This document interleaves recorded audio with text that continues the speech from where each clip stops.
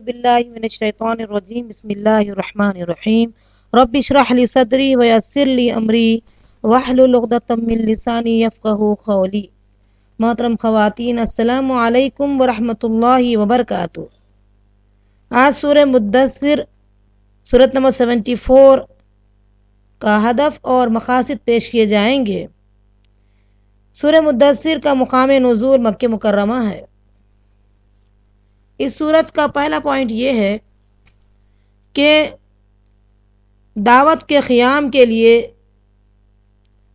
मुसलसल दावत देते रहें और मिसालों से सिफ़ात और तोशा तैयार करने के जो आला तरीन मक़ासिद बयान किए गए सूरह मुज़म्मिल में और दूसरी सूरतों में, इससे अंदाज़ा होता है कि अब अलल ऐलान दावत का काम शुरू करना है और अपने मकसद हयात को पूरा करना है। ये सूरत असल में दावत दीन देने की दावत दे रही है। अल्लाह ताला की क़द्र और तकबीर बयान करने पर ज़ोर दिया गया है कि ज़मीन उसकी है, उसी का बोलबाला करें और उसी की किबरियाई को माने और मनवाया जाए।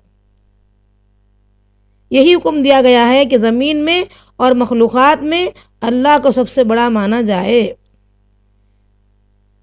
इसके बाद सूरह मुद्दस्सिर का जो इख्तिताम हुआ है एक तशबीह पर हुआ है, वो ये कि वहशी गधों का शेर से भागना, यानी गोया कि वो बिदके हुए गधे हैं जो शेर से भागे हुए हैं।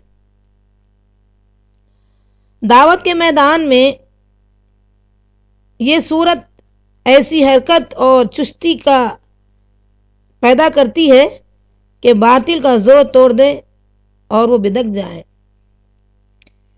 जब हम दावत का काम शुरू करते हैं और हमारे पास अल्हम्दुलिल्लाह जो तोशा तैयार है, तहज्जुद, तरतील कुरान, तबत्तुल और हज्र जमील, ये जिस चीज़ की तमाम तशरीहात की गई है, ये तोशा अगर हमारे पास तैयार है, तहज्जुद से हम अपने आप को मजबूत करते हैं और तबलीग का जब हम काम शुरू करते हैं तो हमारे अंदर एक ऐसी हरकत और चुस्ती पैदा होती है जो बातिल को जो है बातिल को तोड़ देती है, उसके ज़ोर को तोड़ देती है, गोया कि वो बिदक जाएं। इस सूरह के अंदर वलीद बिन मुगीरा के क़िस्से का भी तज़किरा है और इसके लिए वईद सुनाई गई है आयत नंबर 11 से लेकर 26 तक। इसके बाद जहन्नम की सिफ़ात और उसकी हकीकत का तज़किरा हुआ है आयत नंबर 27 से 37 तक। मुजरिमीन को जहन्नम में अजाब के जो असबाब हैं ख़ुद उनकी ज़बानी उसका तज़किरा हुआ है आयत नंबर 38 से लेकर 53 तक। फिर उसके बाद कुरान की हकीकत और हर चीज़ अल्लाह के इरादे से होती है, इस ताल्लुक़ से बात हुई है आयत नंबर 54 से लेकर 56 तक। इसके बाद का हम पॉइंट लेते हैं कि गुज़िश्ता सूरत में जिस ज़िम्मेदारी का जिक्र किया गया है, इस सूरत में इसकी मज़ीद वज़ाहत हुई है। अगर हम सूरह मुज़म्मिल और सूरह मुद्दस्सिर पढ़ें तो दोनों सूरतों का मकसद और हदफ एक ही है। उसके बाद आयत नंबर 6, 7 और 8 में हम देखते हैं वला तमनुन तस्तक्सिर वलिरब्बिका फस्बिर फइज़ा नुक़िरा फ़िन्नाक़ूर। बड़ी अहम आयत आ रही है। अल्लाह ताला फरमाते हैं कि एहसान जतलाने की नीयत से या एहसान करके ज़्यादा लेने की कोशिश ना करो और अपने रब की राह में सब्र करो। वलिरब्बिका फस्बिर, बड़ी अहम आयत आ रही है। अपने रब की खातिर सब्र करना सीखें।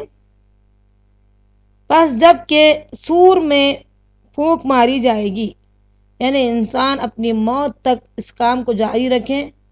वलिरब्बिका फस्बिर, अल्लाह की खातिर सब्र सीखें और दावत दीन के काम में जो तकालीफ और रुकावटें आती हैं, बड़ी सब्र के साथ, तहम्मुल के साथ इस काम को आगे बढ़ाते जाएं।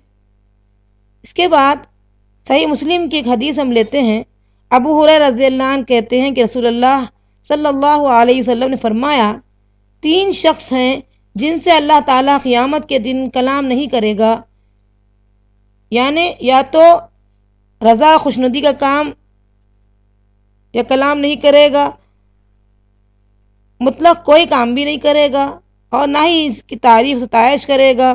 اور ایک روایت میں یہ بھی الفاظ آئے ہیں کہ نہ ان کی طرف دیکھے گا، ان کے دردناک عذاب جو ہوگا، ایک جیسے آگے حدیث جو الفاظ آ رہے ہیں کہ ایک زناکار بوڑھا، اس کی طرف اللہ نظر کرم نہیں ڈالے گا، نہ تو کلام کرے گا اور نہ تو اس کے گناہ معاف کرے گا۔ دوسرا یہ کہ بادشاہ، اور تیسرا تکبر کرنے والا مفلس۔ اسی طریقے سے آگے ہم دیکھیں گے اس صورت میں کہ وہ جو مشرکین ہیں، کفار مشرکین کہتے تھے کہ ہم بحث کرنے والے یعنی انکار کرنے والوں کے ساتھ بحث مباحثے میں مشغول رہا کرتے تھے اور قیامت کے دن کو جھٹلاتے تھے، یہاں تک کہ ہمیں موت آ گئی۔ غور کریے، یہ جو انکار ہوتا ہے قیامت کے دن کا، یہی لوگ اصل میں عمل سے پیچھے رہ جاتے ہیں۔ سب سے اہم بات تو یہ ہے کہ یہ لوگ یہ کہتے ہیں قالوا لم نکن من المصلین، وہاں جا کر جب سختیوں کو، عذابات کو دیکھیں گے تو کہیں گے کہ وہ جہنم میں کہ ہم نماز ادا نہیں کرتے تھے جس سزا آج ہم بھگت رہے ہیں، اور نہ مسکینوں کو کھانا کھلاتے تھے، اور شکوک و شبہات پیدا کرنے والوں کے ساتھ ہم بھی لگے رہتے تھے اور قیامت کو جھٹلاتے تھے، یہاں تک کہ ہمیں موت آ گئی ہے۔ غور طلب بات ہے کس طریقے سے اس دنیا کے اندر ہم اس دنیا کی تیاری میں جٹے رہنا چاہیے، اور اپنے کام کو، اور جو اپنے گناہ ہیں، گزشتہ جو گناہ ہم نے کیے تھے اس کے کفارے کے لیے کتنی نیکی کرنی ہوگی، کیونکہ یہی نیکیاں ہمارے گناہوں کو کور کرے گی انشاءاللہ۔ ان کا تو کہنا کچھ اور ہی تھا۔ جہنم کے جو محافظ فرشتے ہیں انسان نہیں ہے، وہ ان کی قوتوں کو انسانی قوتوں پہ قیاس کرنا بہت بڑی غلطی ہے۔ جہنم کے محافظ فرشتوں کی تعداد کے بارے میں سن کر یہ مذاق کرتے تھے کہ بھلا شروع سے لے کر قیامت تک کے جہنمیوں کے لیے صرف 19 فرشتوں کی کیا حیثیت ہے؟ ایک پہلوان صاحب کہنے لگے کہ 17 فرشتے تو میں سنبھال لوں گا، بقیہ تم سب مل کر سنبھال لینا 2 کو، کیونکہ انہیں معلوم نہیں ہے کہ وہ فرشتوں کی جو قوت ہے وہ تو اپنی قوت پہ قیاس کر کے ایسے الفاظ کہہ رہے ہیں۔ پھر آگے اللہ تعالیٰ فرماتے ہیں انہیں خوب معلوم ہو جائے گا کہ نبیوں کی یہ شان ہے کہ کسی مذاق کرنے والے کی پرواہ کیے بغیر حق بات بلا کم و کاست وہ بیان کرتے ہیں۔ اللہ سے دعا کیجیے ہم بھی ان مذاقوں کو نظر انداز کریں جو آج ہمارا مذاق اڑایا جاتا ہے، دین کی کام کرنے والوں کا جو مذاق اڑایا جاتا ہے، ہم ہی اسی جیسے نبیوں کے نہج پر چلیں انشاءاللہ، انہی کے طریقے کو اختیار کریں انشاءاللہ، تو فائدہ ہوگا کہ ان کے جو ہے پرواہ کیے بغیر، ان کی تمسخر کا، ان کے مذاق کا پرواہ کیے بغیر ہم اپنے کام کو آگے بڑھاتے رہیں۔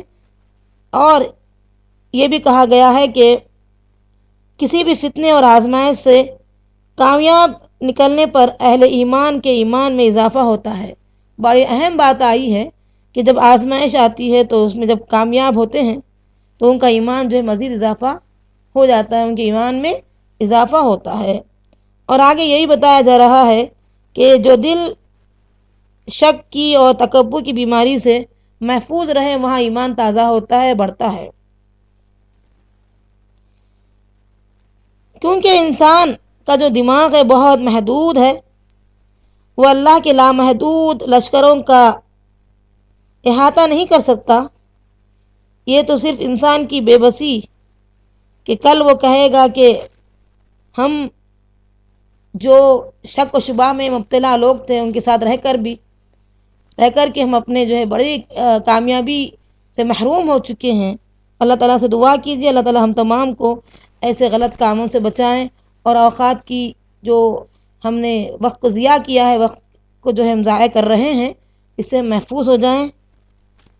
اس کے بعد کا پوائنٹ ہے کہ اللہ رب العالمین جن جن چیزوں کی قسم کھا کر بیان کیا ہے، جیسے قیامت کی اور دوسری تمام وہ چیزیں، تو اللہ تعالیٰ یہ بتانا چاہتے ہیں کہ جو چیز تم نہیں دیکھ پاؤ گے ان کی صداقت پہ قسم کھائی گئی ہے۔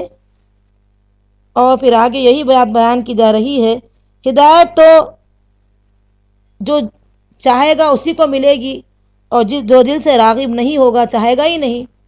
اور مین دو گیٹ جو کان کی شکل میں اللہ نے دیے ہیں وہی بند کر لے تو آگے دروازے کہاں سے کھلیں گے؟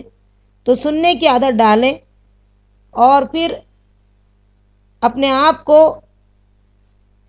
نبیوں کے طریقوں پر چلنے کی قوت جب پیدا کریں گے انشاءاللہ اپنے اندر، اور پھر سنانے کی انشاءاللہ ہم ہمارے اندر طاقت پیدا کریں گے، تو سننے سنانے سے عمل کی توفیق ہوتی ہے، اور پھر انشاءاللہ اسی حالت میں ہماری موت واقع ہو جائے تو ایک کامیاب زندگی کی طرف ہم جائیں گے۔ اللہ تعالیٰ فرماتے ہیں ہدایت تو بتلا دی گئی ہے، اب جس کا جی چاہے اس میں سبقت حاصل کر لیں، اور جس کا جی چاہے پیچھے رہ جائیں۔ قیامت کے دن سماعت اور بصارت وغیرہ کی قوتیں دنیا کی قوتوں سے مختلف رہیں گی۔ سننے اور دیکھنے کی جو طاقت ہے اصل میں وہ قیامت کے دن مختلف انداز کی ہو جائے گی۔ جیسے ہم دنیا میں دیکھ رہے ہیں، سن رہے ہیں، اس طریقے کا سننا نہیں سنیں گے، اس طریقے کا دیکھنا نہیں دیکھیں گے، بلکہ کچھ الگ مختلف انداز کا ہوگا۔ جتنی طویل فاصلے کے باوجود جب چاہیں گے اہل جہنم سے جس کو چاہیں گے جھانک سکیں گے، ان سے بات چیت بھی کر سکیں گے۔ جہنمی اپنے جرم میں سب سے پہلے نماز کے ترک کرنے کا گناہ کا احساس کریں گے، اعتراف کریں گے، لیکن غور کیجئے وہاں اعتراف کرنا کیا معنی رکھتا ہے، کیا فائدہ مند بات ہے۔ اسی لیے ان سب غلطیوں سے جب ہم آگاہ آج ہی ہو جائیں تو انشاءاللہ پھر اللہ تعالیٰ کی طرف رجوع ہو جائیں اور نماز سے مدد مانگیں۔ نماز چونکہ برائیوں سے، بے حیائیوں سے روکتی ہے، اس لحاظ سے نماز کا جب اہتمام شروع کیا جائے گا تو انشاءاللہ خود بخود ہم برائیوں سے دور ہو جائیں گے، اور اللہ رب العالمین ہماری مدد فرمائے گا انشاءاللہ۔ اب ان تمام چیزوں کے باوجود بھی اگر انسان نصیحت حاصل نہ کرے بلکہ منہ موڑ لے تو پھر اس کا نقصان بہت برا ہوگا۔ اللہ سے دعا کیجئے اللہ تعالی ہم تمام کو ان تمام باتوں کو اچھی طرح سمجھنے، عمل کرنے اور لوگوں تک پہنچانے کی توفیق عطا فرما۔ ربنا تقبل منا انك انت السميع العليم وتب علينا انك انت التواب الرحيم وصلى الله على خير خلقه وعلى اله وصحبه اجمعين۔ السلام علیکم ورحمۃ اللہ وبرکاتہ۔